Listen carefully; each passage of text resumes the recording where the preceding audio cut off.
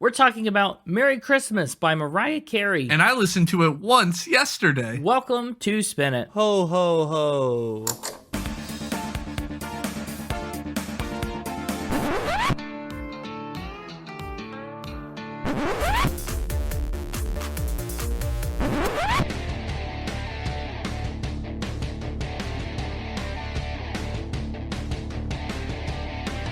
Hello, everybody, and welcome back to Spin It, the record ranking podcast for people who would rather be listening to music. I'm James. With me, Connor Claus. We trying to say I'm fat? No, you just said ho, ho, ho at the start of the... I feel like you were drawing a deliberate comparison to Santa Claus, and now I've been set up. You think I'd make a good Santa just because I'm so fat and jolly? Jolly, that is a good Santa quality to have. I want to be like the Mixtaper and skinny and dastardly. Yeah, he is kind of like the opposite of Santa. Anti-Claus. Anti-Claus. That's really funny. I'm sure that's a thing somebody somewhere in some Christmas media has done. That's gotta be a thing already, right? There's no way. Like, there's 0% chance that's an original thought, but that's a good one. I haven't heard it before. Oh, look at that. The Anti-Claus lore. Is there really an evil Santa? I mean, isn't Anti-Claus kind of just Krampus? Yeah, a little bit. Yeah, they're kind of like the good cop, bad cop of the holiday season. Yeah, I guess. Well, yeah, 'tis the season. Happy holidays. Merry Christmas. We're talking about... We're in Spinter Wonderland. We are walking in a Spinter Wonderland. Talking in a Spinter Wonderland is what we're doing. That's right. We are talking, and we're talking about Mariah Carey. I mean, to be fair, I'm very proud of us for waiting this many Christmas seasons to hit Mariah Carey. You've been pushing for this. I mean, since year one, I think. She is like one of the biggest art. Like, if you're gonna do artists around the holidays that are like holiday known artists, you got Pentatonics and you got Mariah Carey. Those are like the big two that I think of immediately. Well, it's tough because nowadays everybody's done a Christmas song, or at least a Christmas. Yeah, but they're not like known for it, No. right? Like, they're not infamous for it. That's true. Well, yeah, and part of me feels a little bad, like relegating Mariah Carey to just a Christmas episode because she's done so many other records.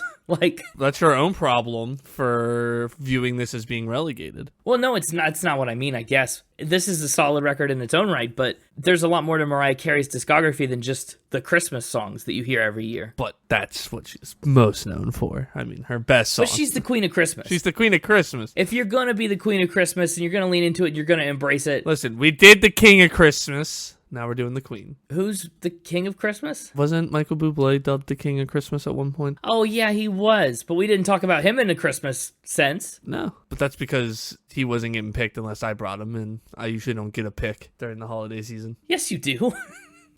Nope, just a never year ago, happened. we did Dr. Demento. Nope, never happened. We did Pentatonics. That wasn't me. I definitely didn't know it. You had me listen to the wrong Pentatonics album. That did happen.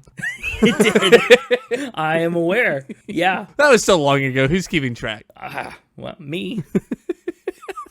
There's no way we could know for sure. It's not like it's recorded anywhere No. that we could reference at any time. Last year, that's true. We only did Naughty or Nice. We didn't really do any Spinter Wonderland outside of our annual Naughty or Nice. Yeah. But it's good to, alternate years. Let the field lie fallow for a little bit. It's also just, give some other holidays some love. Yeah, like Mixtober. Those are usually the two we bounce between. Yeah, but we might give them both a break in 2025. Pick some weird holidays. Oh boy. Well, yeah, but that's also, speaking of Naughty or Nice, shamelessly a big reason we're putting Mariah Carey in here. She's our dark horse to finally dethrone Wham next week, we hope. It's our only shot. Last Christmas has won our Naughty or Nice bracket 2 years in a row because the first year they were just a part of it and they won it. And last year they came back in as like a late entry, a challenger. They were reigning champs. Yeah, the reigning champions, and they won again, and it didn't seem fair, and nothing else really stood a chance against it. And this year, there's some heavy hitters, I think. Just thinking of some of the artists we've done. yeah, we will have some stronger competition. We picked our entire year catalog around what we wanted to go up against Wham. In the Wham off.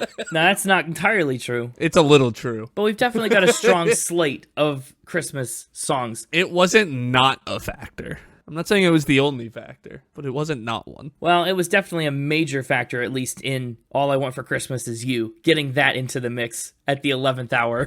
Because if there's ever a song that's going to dethrone Last Christmas, If you really like this episode, tune in next week because she'll be back. she will. Mariah Carey will return to destroy George Michael and Andrew Ridgely. Anyway, yeah, that's why we're doing this week. And it's also just 'tis the season, as they say. This the season. That's short for it is the season, if you didn't know that. Oh, is it? Wow. 'Tis. Wow. Yeah. Well, let's talk about Mariah Carey. I mean, we'll get into all the Christmassy stuff, but also we got to talk about the rest of her career, too. Well, of course. Yeah, She's much more than just Christmas. she is, but she's also a lot of Christmas. I know you don't see it that way, but I insist. Yeah, I insist. Good. I thank you for keeping me honest. That's what I'm here for. Yeah, well, Crooked James. That's what they call you. nobody's ever called me that, actually. First time for everything. Except my chiropractor. All right. Enough out of you. Mariah Carey was born in Huntington, New York in 1969. Wow. I had no idea she was born. Yeah. So 2024 will be her 55th Christmas. That's exciting. Her father is an aero engineer, but her mother is an opera singer and a vocal coach. So music experience comes naturally. Mariah's name is actually even derived from a Broadway song, the song They Call the Wind Maria from the 1951 show Paint Your Wagon. You ever seen the 1951 Broadway musical Paint Your Wagon? I've heard of it, but I haven't seen it. You've heard of it? Uh-huh. I'm actually a little surprised at that. Really? Yeah, you were nowhere near Broadway in 1951. You don't know where I was. I mean, technically I don't, but I think I know where you weren't. Anyway, she grew up emulating her mom's opera singing style and really took to art school. She obviously loved music a lot, but also Mariah Carey really enjoyed studying English. And by the time she graduated, she was writing poetry of her own. So she moved off to Manhattan to chase the dream and lived in a one-bedroom apartment with 4 other roommates, which is wild. That's the Manhattan way, I guess. But during that time, and between beauty school and all kinds of part-time jobs, she was picking up gigs as a background vocalist, like actually working on recordings as a session singer. One of those gigs was for Brenda K. Starr, a freestyle R&B and salsa singer. They ended up getting pretty close. Mariah ended up at a party that she hosted full of music executives, and Mariah got the chance to hand her own demo tape to Columbia Records' Tommy Mottola. He popped it in the car on the ride home, and he was so gobsmacked by what he heard, he made his driver turn around so that he could get back to the party and try and catch her before she left. Now, he wasn't fast enough. Dang, gotta be quicker than that. You gotta be quicker if you want Mariah Carey, or you gotta be determined, which is the case with him. He spent the next 2 weeks trying to track her down again. And he did. He found her. After a little bidding war with another label, he locked her down. And she quickly became Columbia's star female vocalist, which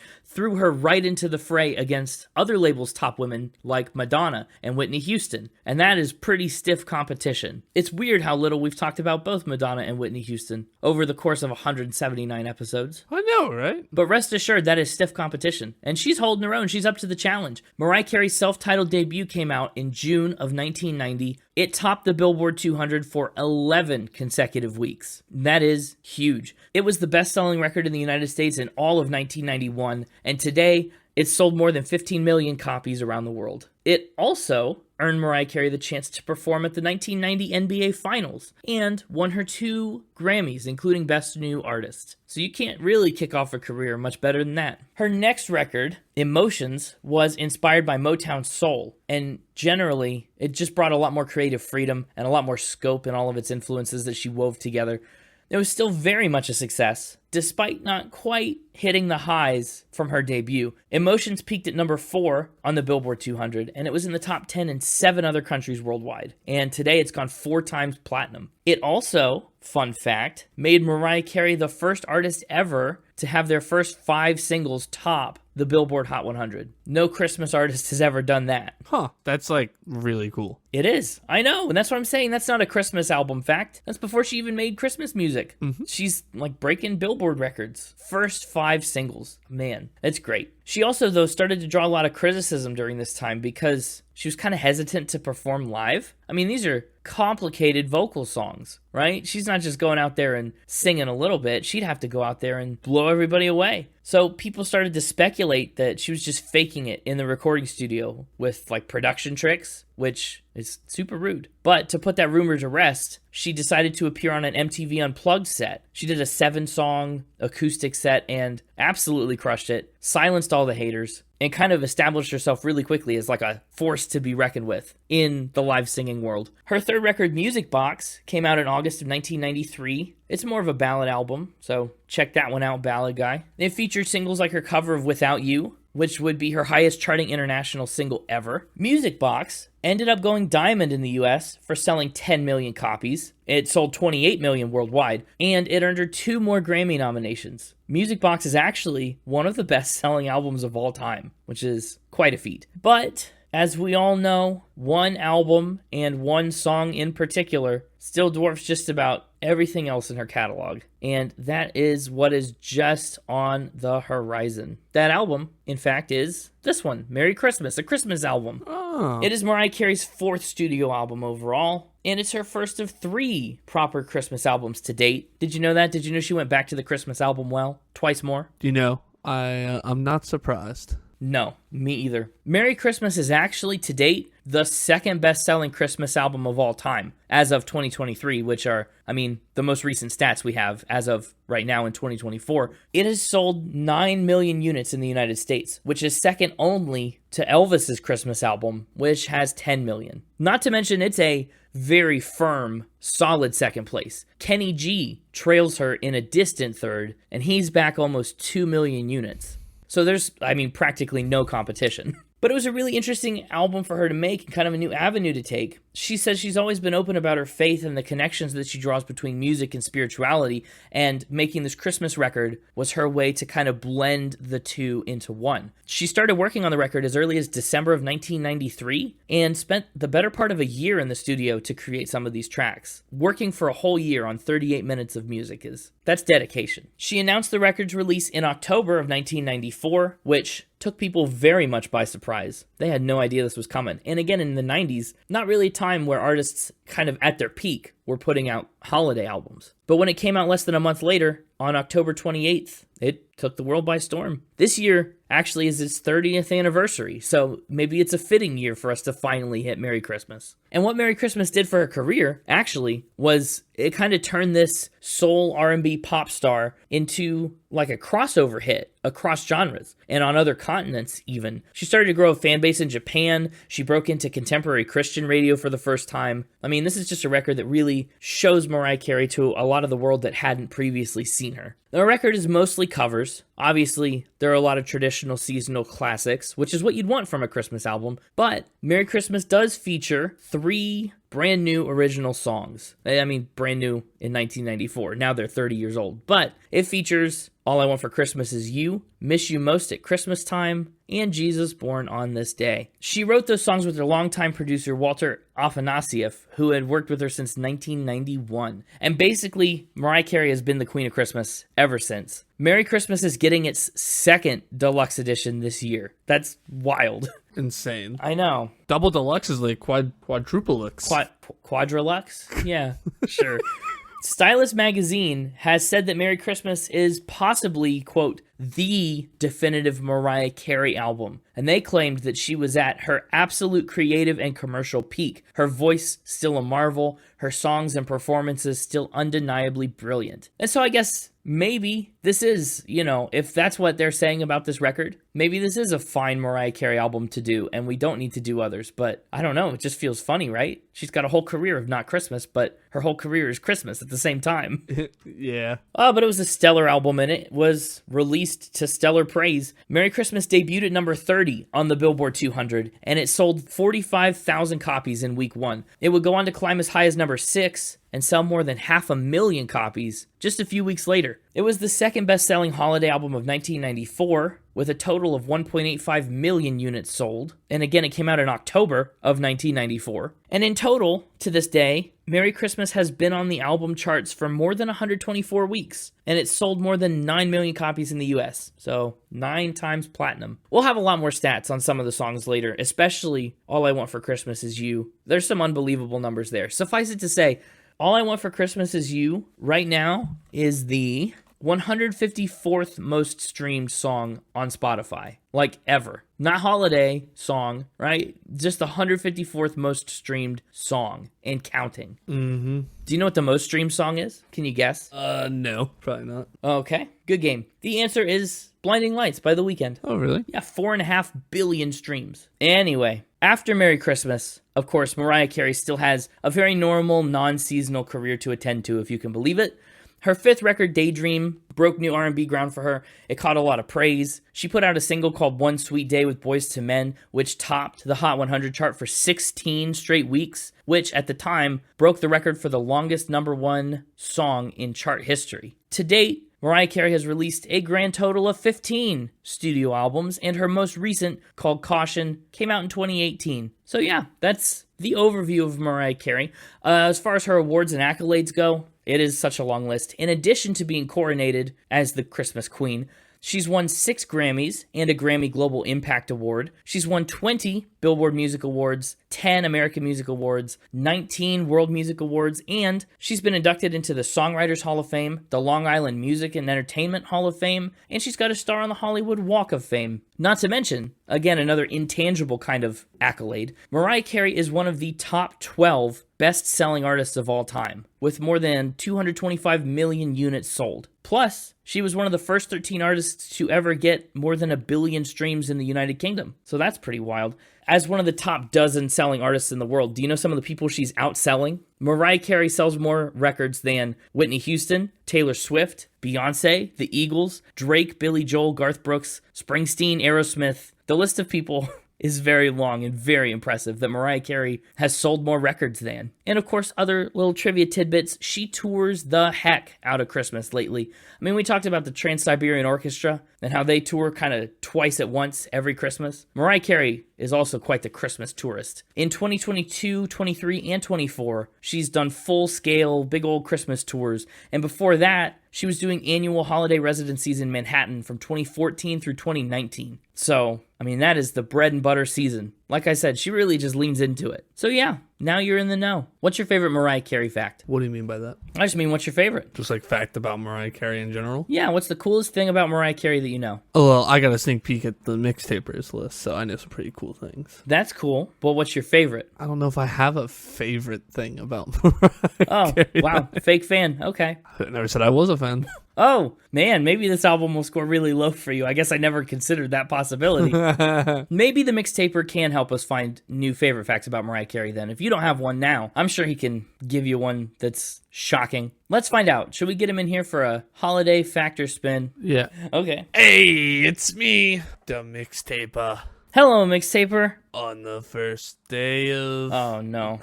On the first day of Spinmas, Mariah Carey gave to me a bunch of cool facts. Yeah, a bunch.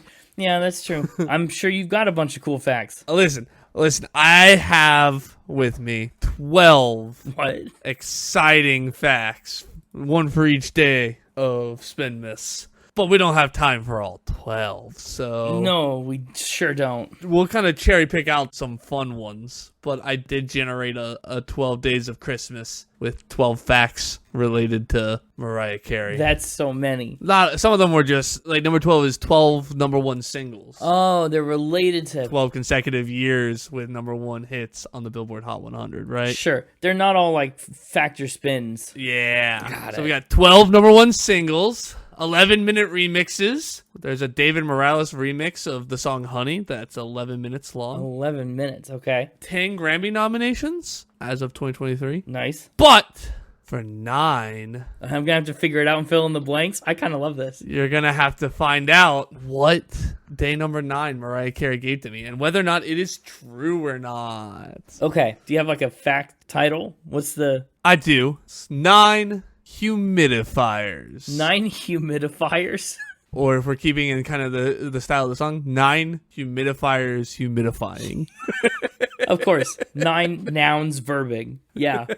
Well, I'm going to guess this is about her writer, right? She need a lot of humidifiers to keep her voice ready to go. She does indeed.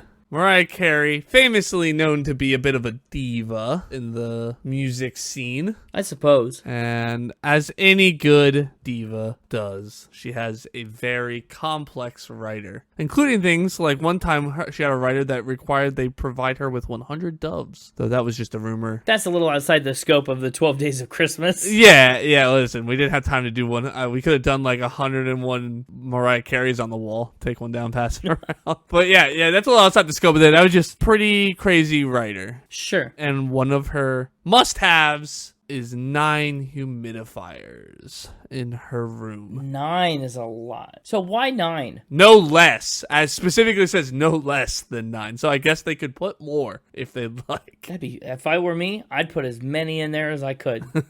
Just to see what she said. 46 humidifiers. Why 9? Does the brand matter? Like, why not just get fewer, more effective humidifiers? That wouldn't be diva behavior. I guess not, but is this like a contingency in case 8 of them break, she's still covered? Like, I probably, because they're used to protect her voice and nurture her vocal cords. Of course, that's a very, important thing. So she's probably got them like all over the room, like one by the couch, one on her like makeup tip. She's probably got them just like all around, so she's always constantly next to one. Constantly humidified. Mm-hmm. That'd be my guess for why there's so many. Everything in the room is wet. That's a rough way to be. I mean, there's cold and warm mist humidifiers, that have different properties. So maybe she's got some of them set on cold, some of them set on warm. I don't know. I bet they're all on pretty warm. They're probably all on warm. That's better for your vocal cords. I don't know. Listen, I'm just spitballing options. 9 humidifiers humidifying. Indeed. What if she doesn't get this? Are there any cases where this hasn't happened and she's been like, I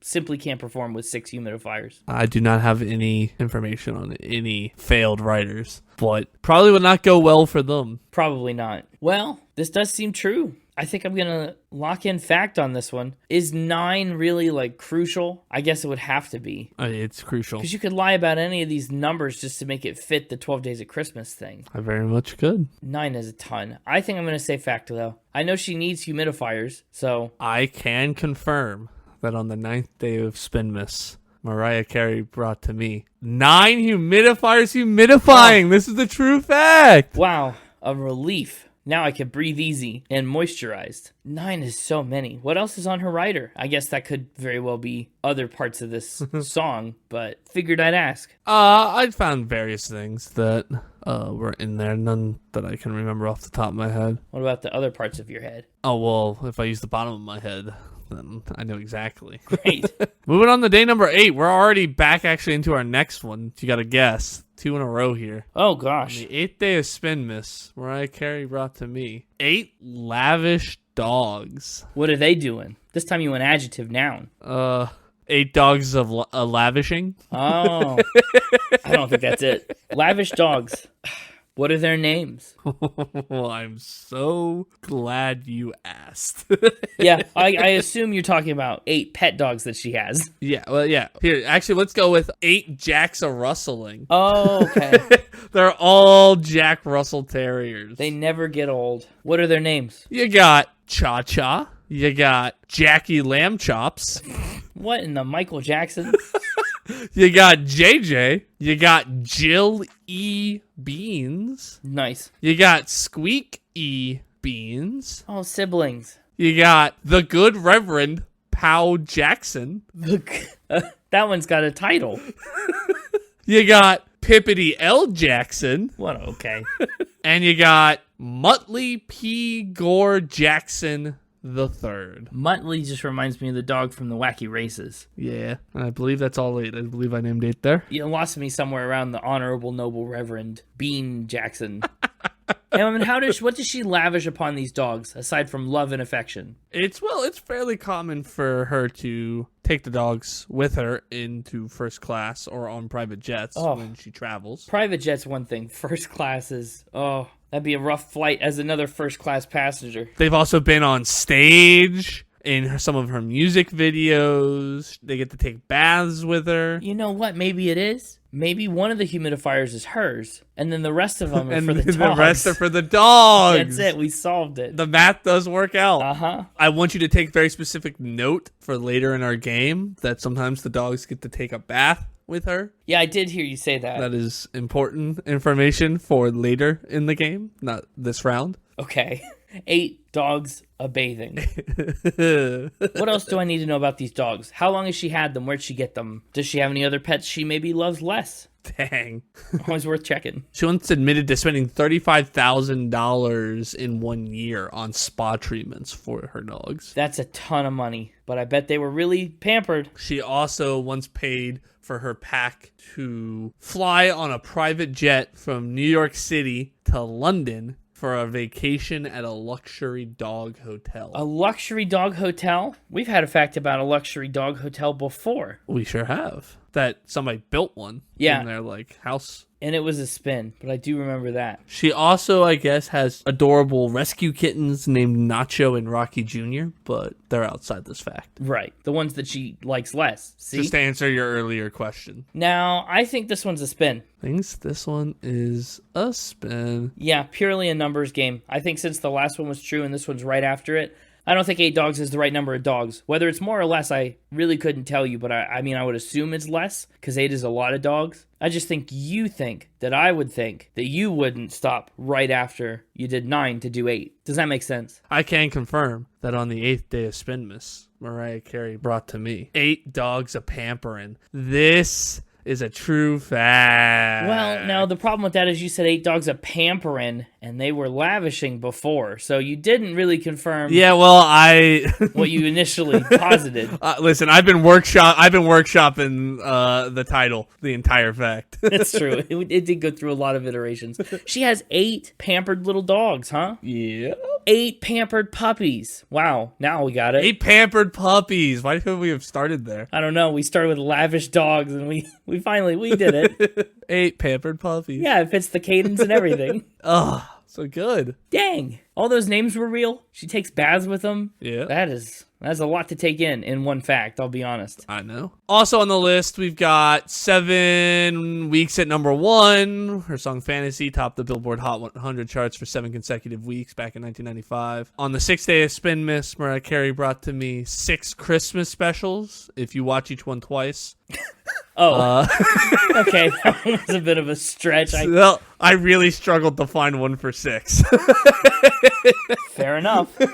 Yeah, just watch it forwards and backwards. Oh, yeah, be kind, rewind. This is a blast to the past for the big old 5 Five. octave range. Very well done. That was good. I actually did look up her vocal range before this and what she sings on this album. We talked about it back. Somebody else we talked about having an impressive vocal range, and we went through an entire list Ariana Grande? of people in there.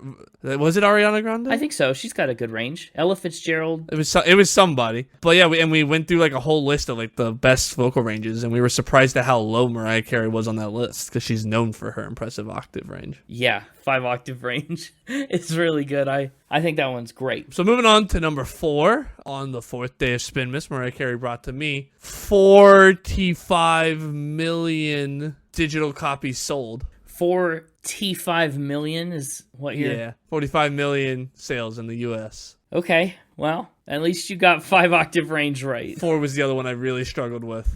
4 and 6 were hard, but 5 right down the middle was perfect. Yeah. Up next, Mariah Carey has 3 French hens. Up next is another one you're going to have to think about. And it's on the 3rd day of Spinmas, Mariah Carey brought to me 3 things she was known for in beauty school. 3 things that Mariah Carey was known for in beauty school. 1, her name. 2, her skills and abilities. 3.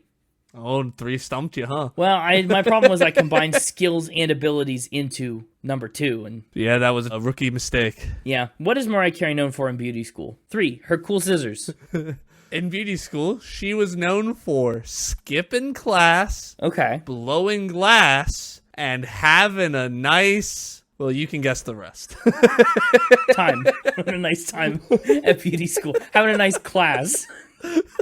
I guess I just rhyme class with class. Nah.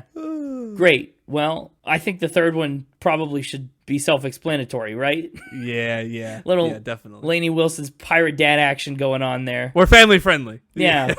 Keeping it family friendly around here. And that's a direct quote from her, that she was known for skipping class, blowing glass, and having a nice redacted. Right. I just wanted to make sure we were on the same page for posterity.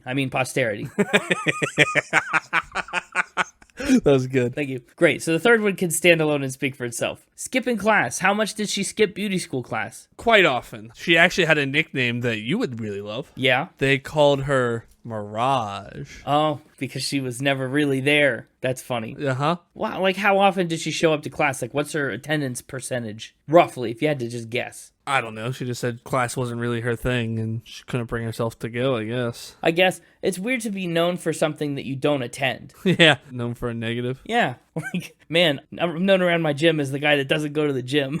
Like, Yeah, she just said that school wasn't really for her, and that she was known by her friends as Mirage due to the number of times she cut class. Oh, to work on her music, apparently. right. I did figure she had other things to attend to, and clearly that's worked out for her, so that's great. What about glass blowing? That's not a beauty school thing. No, it's not. Her and her beauty school friends, I guess, would go to this blown glass studio where you could, like, learn how to do blown glass, and she was a natural at it, she says. Really? What kind of stuff did she make blowing glass? Just a bunch of little cups? I do not know. Oh, okay. So she was known at beauty school for not being at beauty school, doing stuff that wasn't beauty school, and also being beautiful. Yeah, pretty much. Interesting. Yeah, I think I'm going to say this is a fact. Blowing glass is interesting, but I don't know. I just believe it. I definitely can believe the Mirage. Like, that's a good nickname. It is. That's too good of a nickname, no offense, for you to think of. How dare you? Just saying. You've been complimenting me the last few weeks on some of my creative spins. Yeah, well, life's about balance. I can confirm that on the third day of Spinmas, Mariah Carey brought to me 3 Guinness World Records. Oh, That was a spin. wow. Well, that is a bummer. 3 Guinness World Records. So you're saying she wasn't known for those 3 things in beauty school? She was not. She was known for skipping class in high school, but I made up the other 2 things. Darn, I knew about the nickname Mirage thing. It worked in your favor. Oh, did you? A little bit. How'd you know that? I have my ways. But yeah, 3 Guinness World Records Yeah, what are those? is the actual thing that she brought. I didn't realize that was the caveat, that there was going to be a different thing that she brought. I kind of just thought it was going to be like no, she didn't really bring the 3 things. Well, it can't be giftless. Everything else has been true. This is the first time we've had a spin in here. Mm-hmm. It's for All I Want for Christmas Is You, actually. The trio certificates include highest charting holiday, Christmas/New Year's song, most streamed track on Spotify in 24 hours, and most weeks in the UK singles top 10 chart for a Christmas song. Well, there you go. Moving on to number 2, we've got 2 twins performing, because Mariah's twins have often joined her on stage during performances, Very fun. adding a personal touch to her shows. Yeah. And our final round of Factor Spin. Uh-oh. On the first day of Spinmas, Mariah Carey brought to me 1 jug of milk for bathing. Oh. This is where the dog thing comes back. Uh-huh, yeah. Mainly because I'm curious, do you think the dogs get the milk bath too? Or are they only getting the normal bath? Well, if they're with her. Not always, though, I imagine. I can't imagine she, like, has to have her emotional support Jack Russell Terrier to take a bath.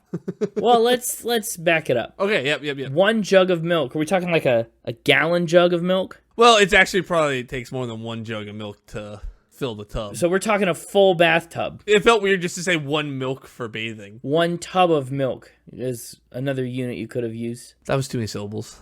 It's the same number of syllables as jug of milk, actually. Yeah, you're right. In fact, it's the same amount of letters. Listen. 1 tub of milk for bathing. Right. That's what I said the whole time. And it's partridge in a pear tree, so it's already way more syllables and stranger than the rest of the days. Could have done with 1 Mariah Carey in a milk-filled tub. I don't like that one at all either. So she takes a milk bath How often does she take a milk bath? Well, see, that's a good question. Yeah, it is. Does she just do it once, or does she do this like every Thursday? And unfortunately, it's something that the Spin It Mystery Department might have to get involved in because she's very secretive about her special ritual. She doesn't want to give away all of her beauty secrets. Her beauty secret is to bathe in milk. That'd be expensive, right? Milk is it's not the cheapest substance to bathe in. Well, we have some details, but it all started because she was asked if she only used mineral water for her tub. Okay. And she was like, no, that's ridiculous. I bathe in milk. Oh, she just threw that out there. Uh-huh. Somebody just unlocked lore when they asked an innocuous other question. And exactly. And they were like, can we have some more information on that, please? And she was like, well, sometimes I use milk and honey as a beauty treatment. But fully bathes in? Like dips in the tub and submerges? Well, when they press for more details, she says, I don't want to give away all my secrets, but the milk must be cold, not hot. Oh, that's worse, right? Hot would be bad too. Hot would smell. Mm-hmm. And that, yeah, she puts honey in it to give it a nice aroma. But how much honey goes in a tub of milk? I don't know. And she did, though, concede that if there was no clean water and she had to use mineral water, maybe she would. Maybe. If there's no clean water and also no milk, I guess I'll resort to mineral water. What? I think this can't be very regular. It probably isn't, but that's all she would say about it. Cryptic and strange. And her dogs bathe with her in the milk? Is that what you kind of insinuated? That's what I'm asking. So we don't know. She said that she lets the dogs bathe with her. Do they get to partake in this super beauty care secret bathing ritual? I don't know. All I know is that the smell of wet dog is already awful. Imagine wet milk dog. Ew. What's milk dog? Not much. What's milk dog with you? I can't believe this. I think this one's a spin. And I don't know where it comes from. I mean, the very first album we talked about on this podcast is Kings of Leon with their faces in what looks like a bath of milk. And I mean, it's models of their faces, but still, milk baths have a history here. And to be quite frank, Mariah Carey's been milking this Christmas thing for a long time. So maybe it's that. I don't know why you thought of this. I don't know why I'm thinking of this. I kind of want it to not be true so I can stop. I can confirm that on the first day of Christmas, Mariah Carey brought to me 1 tub of milk for bathing. This is a true fact. Wow. Well, I'm not super bummed about missing that one. I like to think that I believe the best about people. That's wild. She just sits in milk? Well, I assume she bathes in it. Yeah, but I mean, in cold milk. She sits and bathes in cold milk. Ooh. Business Insider asks a dermatologist about Mariah Carey's milk bath treatment. Let's see what dermatologist has to say. Yuck, unquote. Oh, milk in general is a natural skin softener, dermatologist Dr. Marissa Garshik told Insider. Many products have been developed that take advantage of these benefits without necessarily needing to dive into a tub of milk. Yeah, there's other ways that you could probably get the benefits of being covered in milk without dunking yourself like an Oreo. So if you ever feel like indulging your inner diva, Mariah Carey style, and if you're prepared to drop a lot of cash at the grocery store, A lot. a milk bath just might leave your skin smoother. Yuck. Ugh. And then you gotta clean your tub or it's gonna start smelling like old milk. Also, apparently, she prefers to bathe, and she has this really lavish shower that she's only used once because there's, quote, too many knobs. Curious. But yeah, there you go. There's the 12 Days of Spinmas Mariah Carey edition. Can you sing them all now? I absolutely will not. On the first day of Spinmas Mariah Carey brought to me 1 tub of milk to bathe in. Yeah. On the second, we don't have to do the whole song. Probably can't. On the 12th day of Christmas, Mariah Carey gave to me 12 #1 singles. and all that other stuff, and a tub full of milk to bathe in. All that other stuff. Yeah, that's sometimes when we get to that point of the 12 days of Christmas, that's how I feel about the rest of it too. Once you skip a few, 99, 100. Boy, that was kind of a fun little twist. 5-octave range. Right. That was kind of a fun little twist. I didn't do great. I got 1 out of 4 there, but I had fun. Yeah, it was a fun little Christmas way to do Factor Spin. Yeah. Yeah. Goodbye, Mixtaper. We'll see you next week. Will we? I don't know. It's the naughty or nice list. Oh, hey, it's me again. I'm back. Oh, he's back. Oh, I'll be there next week to root on my champions. Oh, your champions are wham, aren't they? Your That's right. whampians. My wampions. Wah wah wampions. Yeah, I don't know. Last Christmas might have been last Christmas's winner, but I don't know about this year. I'll be there to cheer them on. Probably in the blimp. Oh, fun. If I don't break it out before it gets too cold, it's gonna. I gotta winterize the blimp. So might as well take it for one last spin. Oh, reasonable. But until that, yeah. Well, there he goes. Goodbye, Mixtaper. And hello, Connor. Hey, how's it going? You think you'd ever take a milk bath? I'm taking one right now. Ah, TMI. I'm recording from the bathtub. Full of milk? Great. The Mixtaper would like me to tell you. The milk's taper. Oh, gosh. He's planning to take a pumpkin spice latte bath. I'm sure he'll love that. That'll be great for his skin. I don't know how useful it would be for his skin, considering he bathes in the costume. That's a great point. He'll figure it out, I'm sure. That is, frankly, not my problem. Well, let's talk about this album cover of Merry Christmas. Honestly, super cool that her initials are also the initials of the words Merry Christmas. I mean, it's almost like she was destined to be the Queen of Christmas. That's right, from birth. Yeah, I like that little old-timey font they use on the M and the C, because Mariah Carey, Merry Christmas. It's really cool, and how they're tied together. Yeah. Yeah, it's very cool. Well done. It's a snowy background. It's Mariah Carey in a red, jumpsuit, dress? Looks like her legs are separate, so it's not a dress. I like to believe it's a romper. A romper, okay. I don't know what it actually is. She's romping in the snow,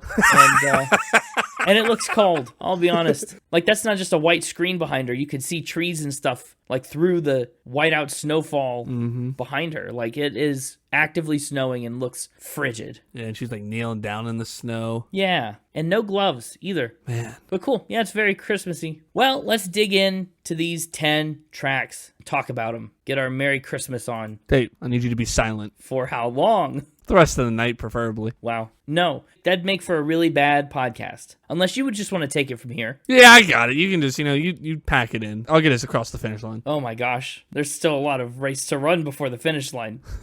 I'll make up a score for you. But fire away. All right, this is too hard. You come back in. Tag back in. Right. Well, yeah, up first, coincidentally, A Silent Night. I like her version. Yeah, me too. I think that about every version of every song that she does on this. I don't know if any of them are like, wow, the definitive version I've ever heard of this song. But like, these are as solid as they come. You'd be hard-pressed to find many better and more technically impressive Christmas songs than you will on this album. Yeah. But I did learn a lot about these like traditional songs and these carols and their history that I can share, because a lot of these are just her singing a cover. But what I learned about Silent Night is it's old, which I'm sure you already knew, but it was written in 1818. Let's say, yeah. Well, it was written in 1818 by Austrian composer Franz Xavier Gruber to lyrics by Joseph Moore.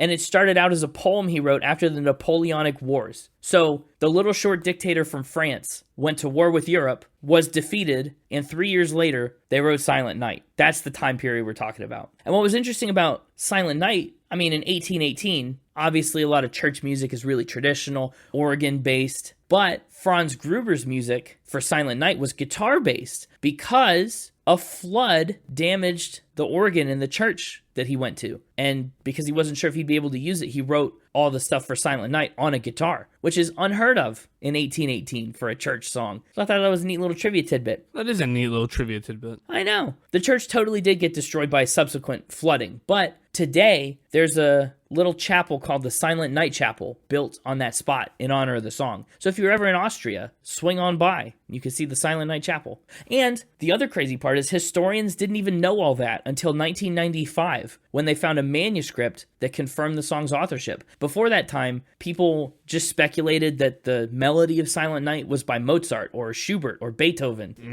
1995. That's crazy. Uh-huh. We were almost alive. Right. Yeah. For a song that came out 3 years after Napoleon, they didn't know about the origins until we were almost alive.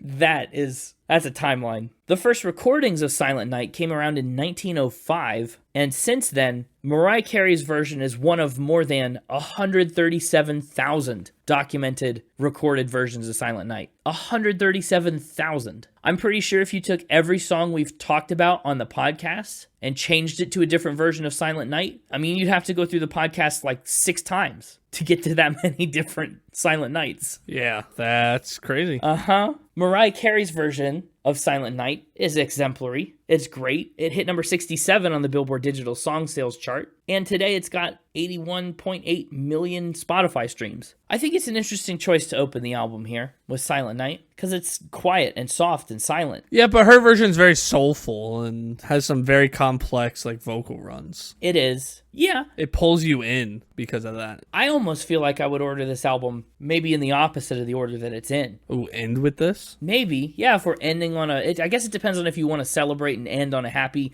joyful, excited note, or if you want to end on this reflective, quiet, calmer note. Which for a Christmas album, I could see it going fully in either direction. This one does certainly do a good job at like putting a stop to you, right? If you're coming into this album not feeling Christmassy, Silent Night's going to stop you dead in your tracks and be like, come on, it's Christmas. Like, settle down and get in the headspace. I think, yeah, it puts you in the right headspace for track number 2. I don't know, though. The vibes are just so vastly different by the time we get to track number 2. Also, side note, one last little bit about Silent Night that I thought was really cool. In 2011, UNESCO declared Silent Night an intangible cultural heritage piece, which I had never heard of. So I looked that up. And an intangible cultural heritage is something like a song or a practice or an expression, something that is a core part of like human culture and cultural evolution that's like intangible, right? It can't be touched. It's not a physical object. It's not like, UNESCO does like the World Heritage Sites where like ancient cultures and civilizations lived, but apparently they also affirm and document like performance art too, which I had no idea about. Huh. Anyway, that's Silent Night. Up next is The Juggernaut. Of course, the record's lead single, All I Want for Christmas Is You. Spinit's only hope.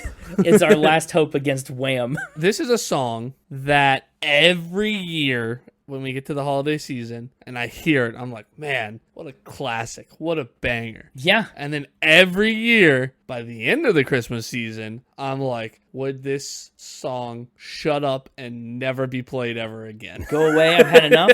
By the end of this season, I'm always like, if I never heard this song again for the rest of my life, that would still be too soon. Really? It's just so overplayed all season long. It's everywhere. You can't go shopping without hearing it like 5 times before you leave the store. You're right. That's true. Like, it is insanely overplayed, but it's a great song. It is. And for that reason, because it's so overplayed, I don't know that I often seek it out. Like, I don't ever go, time to queue up All I Want for Christmas Is You. Yeah, no, you don't have to. It'll find you. Yeah, exactly. But it is so good and so popular. I mean, just from the very opening. Yeah. And iconic. Everybody recognizes it the minute it starts. Yeah, that's really true. When the song came out, the New York Times described All I Want for Christmas Is You as one of the few worthy modern additions to the holiday canon. And boy, has it ever been. Because I don't think too many other songs released in the last, 30 years have managed to like breach that level. Yeah, no. I mean, it's hard to do, to become an annual Christmas song that's this big. I mean, it's just hard. Forget becoming this big. It's just hard to become an annual Christmas song. That's true. Yeah. That's not like a cover. And even if it is a cover, to make your cover become like popular enough over all the other covers. Like the version. This is a hard,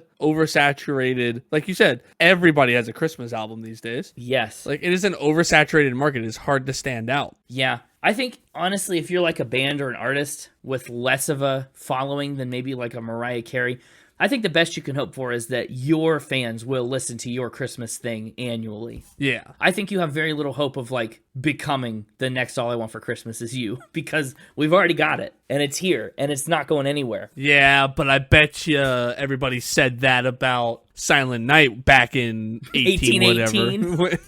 In 1905, the guy was like, I'm going to record my version of Silent Night. Yeah, maybe, I don't know. Well, here's some stats. On its release, All I Want for Christmas Is You charted at number 6 on the Billboard charts in the United States, number 2 in the UK and Japan. But of course, it comes back, right? You can't kill it, can't keep it down. Over the course of its lifetime, it has reached number 1 on charts in more than 30 countries. Wow. Yeah.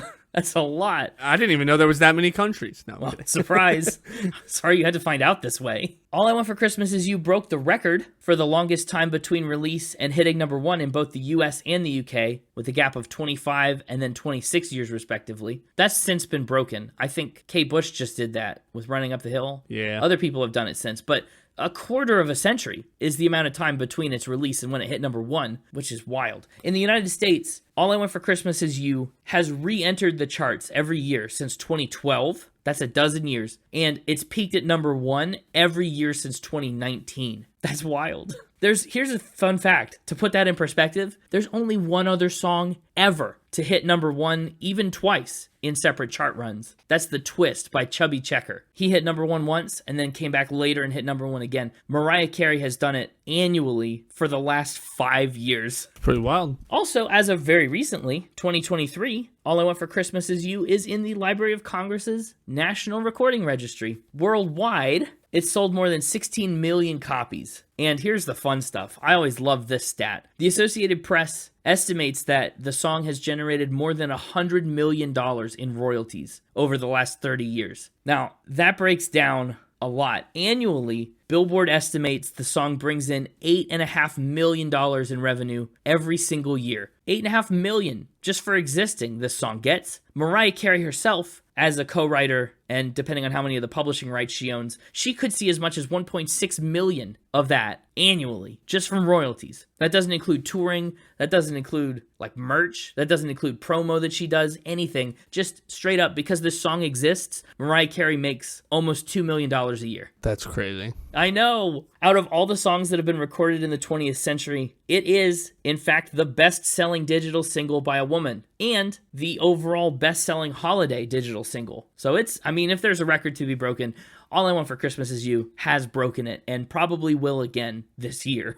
Mariah Carey talked about writing the song, and she said, I'm a very festive person, and I love the holidays. I've sung Christmas songs since I was a little girl. I used to go Christmas caroling, and when it came to the album, we had to have a nice balance between standard Christian hymns and fun songs. It was definitely a priority for me to write at least a few new songs, but for the most part, people really want to hear the standards at Christmas time, no matter how good a new song is. So this is one of their fun songs. They started out recording with a live band, but they just couldn't get it right. So in the end, they ended up programming almost all of the song's instruments, digitally and virtually, and that's wild. That is wild.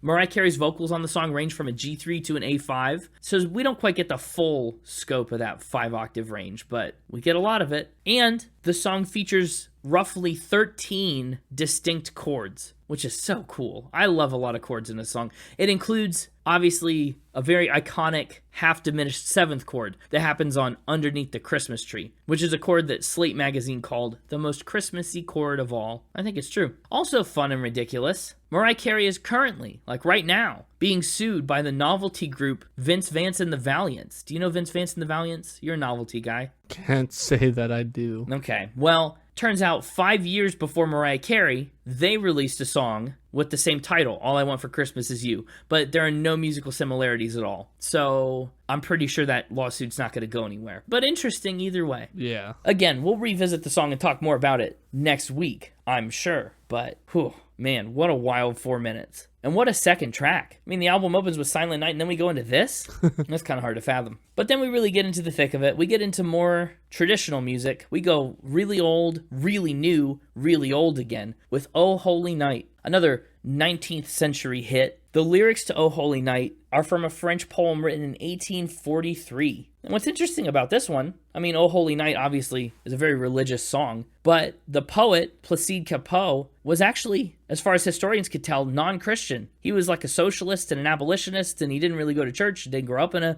Christian household. So he just wrote this song because. Huh. And it was novel because of its first-person perspective, right? A lot of these other songs didn't take things into a first-person point of view. The stars are shining. You know, I see this, I'm experiencing this. Oh Holy Night premiered in 1847. Before long, it would be translated into a ton of languages and be a Christmas staple. And I really struggle to wrap my head around, like, think about how fast music could travel back then, before recordings. Like, it could only go as fast as you could distribute sheet music to it. And then people had to learn it, practice it, perform it. Like, that's pretty wild. I really like Oh Holy Night. I know, it's great. It's another quieter song. It's just, in general, as a Christmas song, one I really like. It's one I don't often seek out, but there's so many good versions of it. Like, I don't know if there's really at least I haven't really heard too many bad versions of it. It's just a good song. It is. There's some really dramatic moments in there. Some big choruses, some high notes where she gets to like stand off on her own and really just belt it. Yeah.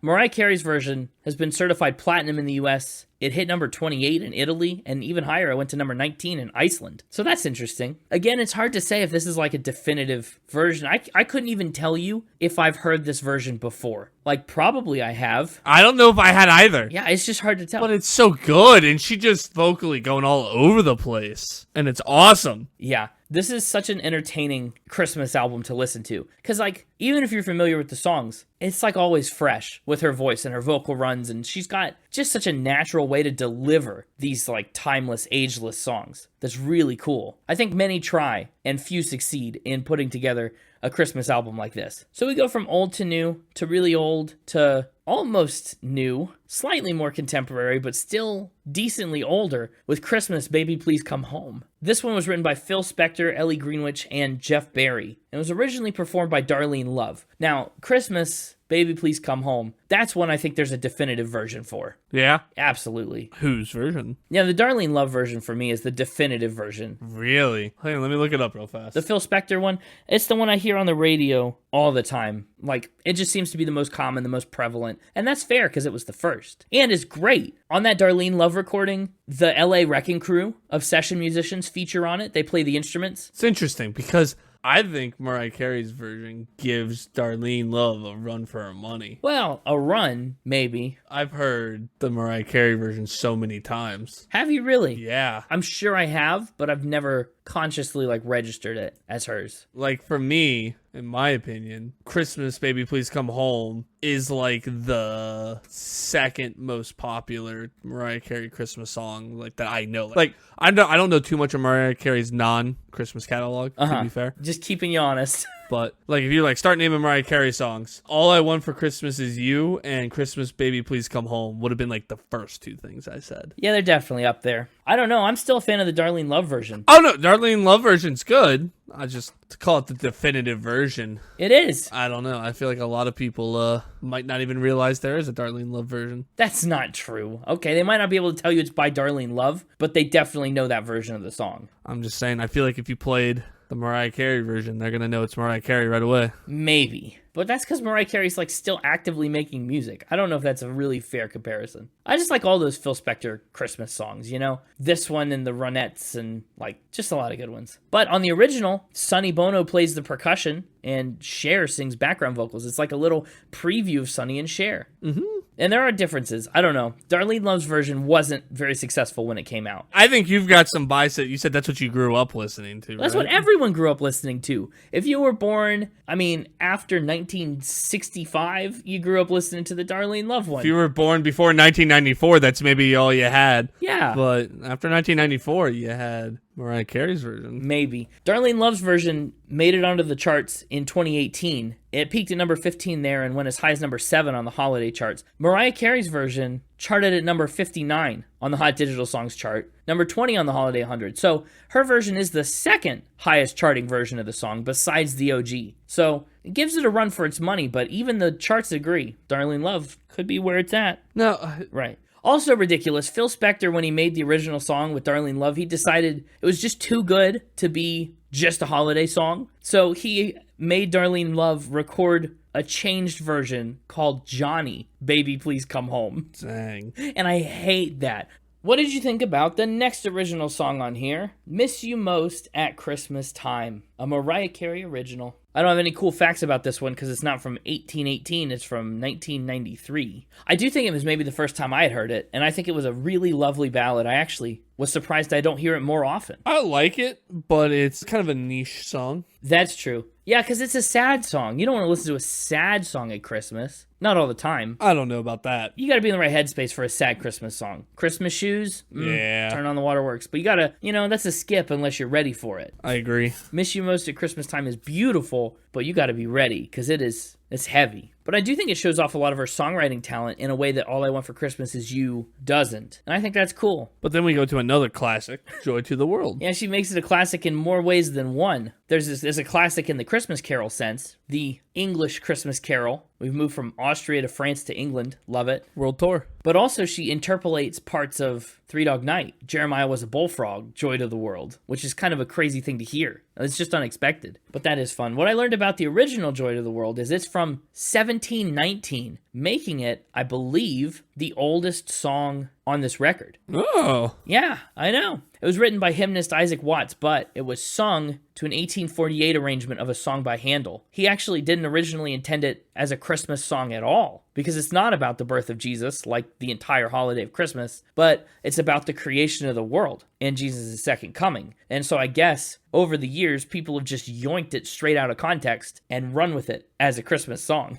But today, it does reign as North America's most published Christmas song. Joy to the World is in more than 1,387 different hymnals. So that's pretty wild. I like her version of Joy to the World. I think for what I am used to from Joy to the World, it's a little bit much. Yeah, it's not what I'm looking for in a Joy to the World. I think this is maybe the one rare instance where I think she goes maybe a little overboard. And it's not bad. She still executes it just as well as every other song, but... Listen, it's a good song, just not what I'm looking for. Yeah, that's true. It's like somebody trying to hand you a Granny Smith apple when you're looking for a Red Delicious or something. I see. Yeah, this is an apple, and it's good. It's not the apple I want right now. Correct. And the tonal shift, about a minute in where the beat picks up, and it's fine. It's just a little here. But once again, we jump eras pretty far from 1719 to 1994 with another Mariah Carey original, Jesus Born on This Day. Stands as the second least Spotify streamed song on this album, actually, which is a bummer for her original song. But I think she kind of anticipated that, right? To talk about how people want to hear the classics, and I know people want to hear the classics, and I'm going to try and inject fun into it, but it's going to be a very traditional album. I think she went in knowing that her own stuff was going to be behind the eight ball mostly. Jesus Born on This Day is way more of like a choir song than most anything else on this record. It feels a lot more formal, a lot more like rigid, I think. Yeah.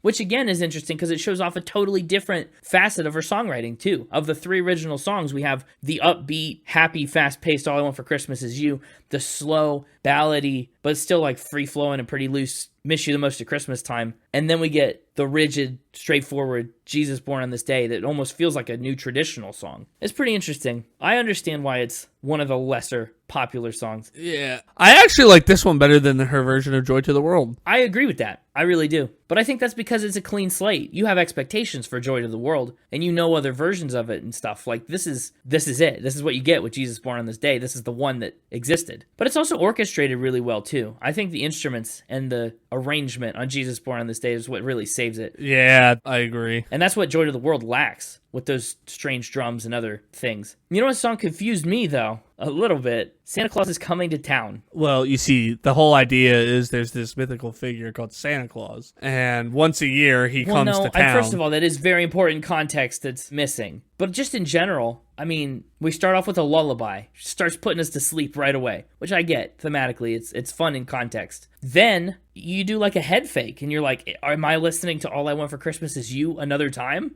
Like the intro part, when we actually get to the actual song after the lullaby, it sounds so similar to All I Want for Christmas Is You. It's like jarring. It kind of does, doesn't it? Absolutely. It really confused me. I was like, did I hit shuffle at the wrong time? Or like, what's up? It is a bit of a fake out. Yeah, it's a recycle, which I wonder how much of that is because they like programmed all the instruments and this is just them using the same instrument sounds kind of in a different context slightly. Yeah, but some of the drum beats and stuff and the lead-ins are like very similar. We don't need to do the do-do-do-do-do-do-do. You better watch out. And the oh. Yeah. We're on like our third song with an oh in it. Needs to happen. This is Mariah Carey singing Christmas songs. There's going to be some vocalization. We haven't had some good oh-ohs in a while. Until today. Man, Santa Claus is Coming to Town. Another song where I think there are just other versions out there that I'm more accustomed to hearing than this one. Yeah. Not a bad thing. Again, she does a good job with it, but it's another new but oldie. Not quite as new as Christmas Baby Please Come Home, but Santa Claus is Coming to Town. Get this.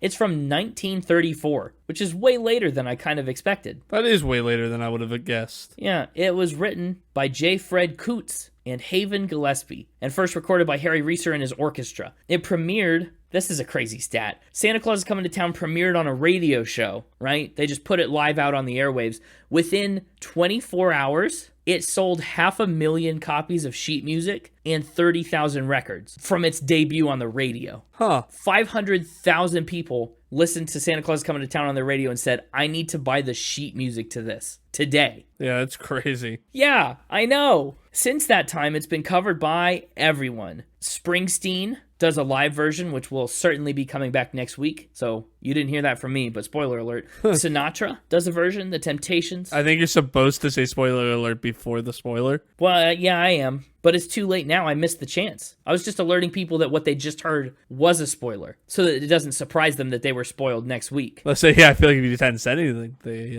might not have noticed. Surely they'd notice. They're very perceptive. They being you, the audience. But yeah, The Temptations have covered it. Michael Bublé, Bing Crosby, Neil Diamond, Fred Astaire. The Jackson 5 have an awesome cover of this that we even talked about in a previous Spinter Wonderland. I think they were in the first Naughty or Nice with their Santa Claus is Coming to Town. But Mariah Carey's version is, although confusing, still solid. It topped the singles charts in the Netherlands, interestingly, and also charted in Hungary, Slovakia, and South Korea. In the United States, it hit number 45 on the Holiday 100. So that's a weird smattering of places that Santa Claus is Coming to Town got popular in. But up next, and up penultimately, comes the second oldest song on the album. I mean, we talked about Joy to the World being the oldest. Hark the Herald Angels Sing is another old one. It's another English carol from the 18th century. Came out in 1739 with lyrics by prominent Methodist theologists Charles Wesley and George Whitefield. So, I mean, compare that to O Holy Night, where the author wasn't even religious, probably.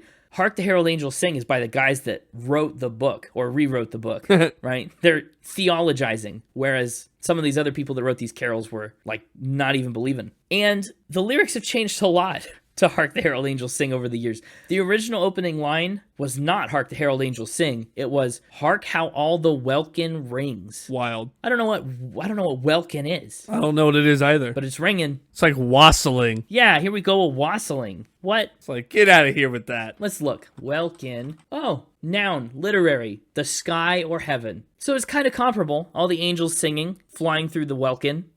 That feels weird to flying. I'm going to start saying that. Every time I need to refer to the sky, I'm going to refer to it collectively as the welkin.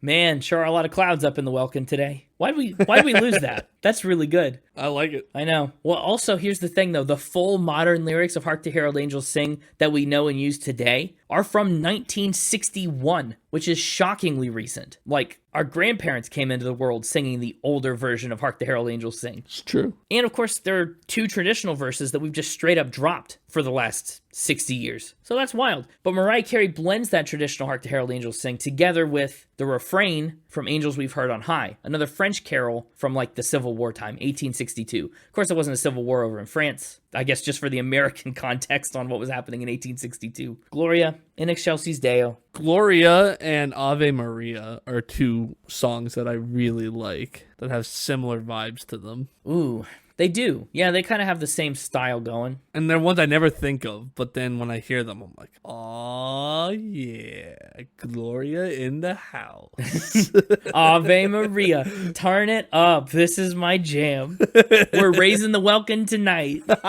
Yeah. Oh, man. It's fine. Again, it's Mariah Carey doing what she does on another traditional song, just kind of knocking it out of the park very casually. In such a way that, like, it's so good, but amongst this album, doesn't even stand out. Like, you don't even blink an eye, because you've just been sitting through this for, like 35 minutes. And it's great. And then we end. See, this is the part where I'm talking about we started contemplative with Silent Night, and then we work our way through a lot of different ups and downs and olds and news, and then we end on Jesus, Oh What a Wonderful Child, which is a traditional song, but Mariah Carey puts this heavy gospel edge on it, which is so much fun. This is also like a choral kind of song, but like in a gospel choir kind of way, whereas Jesus Born on This Day was a little more rigid. This one's got some swing to it. We swinging. Absolutely. And I think it's fun. I think it's a great song. It is the least popular one on this album, and I think that's a shame, because it is such a vibe, such a groove. It just sounds like a song that was fun to make, and that makes it fun to listen to me. I like that we're ending on a peppy note. I do think that's okay. Yeah,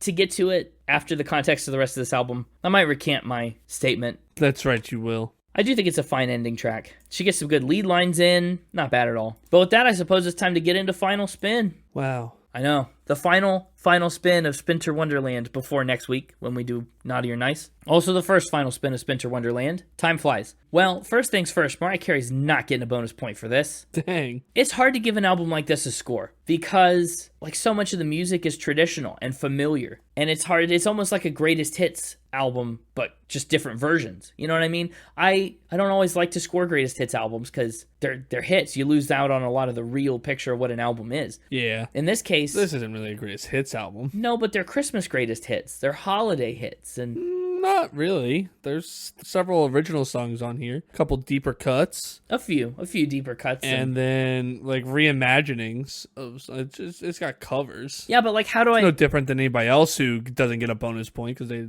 did a bunch of covers or didn't write their own songs. No, I know, but how do I give it a music score when your music was written by Austrian guys in the 18 teens, you know? Yeah, well, but she put her own spin on the music. She did, but it's hard to bounce around from the 18th century till 1994. Like, that's a wide spanning range. And the lyrics are similarly all over the place. I feel like I can't even break the score down like I normally do. Maybe I'll just have to give it like an overall score. Wow. What I will say, though, I mean, the instruments and the production are consistent. Her voice is great. She sings the crap. I mean, if that's going to be your instrument score, it's got to be high for her voice. It just sounds good as a Christmas album. The vibes are high as a Christmas album. I think overall, I'd give this album, amongst all albums ever, probably like an 82. Wow. If we put it in the context of like just holiday albums, it's going to be like in the top 5. You know what I mean? Pretty high. Yeah, if I gave it an 82 even, it would rank on my spreadsheet somewhere in like the 500 teens. The 82s range from 508 to 513 right now. Okay. So that's where it would be. But you said it would be like top 5 if it was only Christmas. Yeah, if you just did holiday albums, it's hard to conceptualize a holiday album that's much better than this. For All I Want for Christmas Is You alone takes this to the top upper echelon of contemporary Christmas music. It's true. Ooh, and maybe I'll do a top 3 because holiday, playlist picks exempt. It's the holidays, why not? Yeah, I think my top 3, All I Want for Christmas Is You, of course. I think I'll take Christmas, Baby Please Come Home, probably as a Jamesable mention. I'll take Miss You the Most at Christmas Time. I really enjoyed hearing a Mariah Carey original that I wasn't familiar with, and it was so good. I liked it a lot. And then I would give my other top 3 to the underappreciated Jesus, Oh What a Wonderful Child. Wow. I like that gospel style. You know what's interesting about that top 3 that I'm realizing, though? Those are all songs that I don't think have, I mean, with the exception of, like we talked about, Christmas, Baby Please Come Home, they don't have more definitive versions than this. All I Want for Christmas Is You, that's the one. Christmas, Baby Please Come Home, I mean, I wouldn't call this the definitive one, but you said it's in the running, and I agree with that. Miss You Most at Christmas Time, this is the one. Jesus, Oh What a Wonderful Child, this is the one. Maybe that has something to do with why I think they're in my top 3s. But anyway, what about you?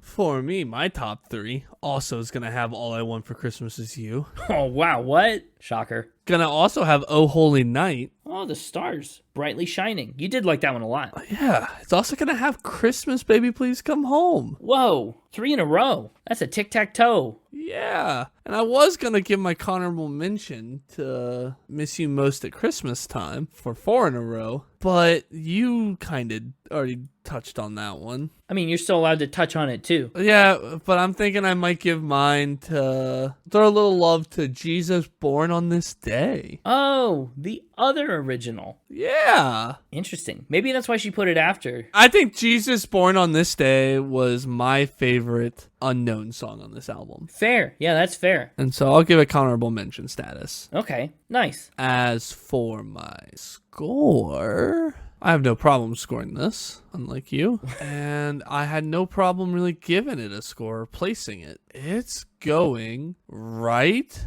kind of grouping up, but it's going right below Pentatonics. Oh. Which means it's getting an 8 out of 10. A Christmas stocking. Gonna give it 8 pups.